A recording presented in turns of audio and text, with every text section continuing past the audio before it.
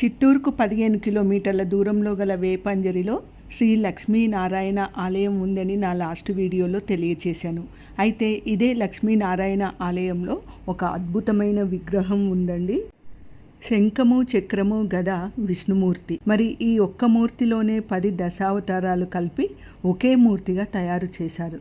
క్షుణ్ణంగా పరిశీలించినట్లయితే అడుగున చేప అంటే మత్స్యావతారము, కొంచెం పైన తాబేలు కూర్మావతారము, ఈ మూర్తి యొక్క కుడి చేతిలో గొడుగు అంటే వామనావతారము, గొడుగు కింద బాణం రామావతారము, అలాగే ఎడమ చేతిలో నాగలి అంటే బలరాముడు, నాగలి కింద గొడ్డలి పరశురాముడు, ఇంకా కత్తి కల్కి అవతారము, అలాగే మూర్తి యొక్క తలపై నెమలి పింఛము అంటే కృష్ణావతారము, మూర్తికి కుడివైపు తల నరసింహావతారము, ఎడమవైపు తల వరాహావతారము.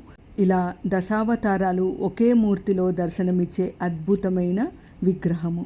ఇంకా ఈ స్వామివారి నాభి దగ్గర బ్రహ్మదేవుడు, వక్షస్థలంలో శివుని రూపము ఉంటుంది. ఇలా త్రిమూర్తులను ఒకే దగ్గర దర్శించుకునే అద్భుత అవకాశము వేపంజరిలోని లక్ష్మీనారాయణ ఆలయం.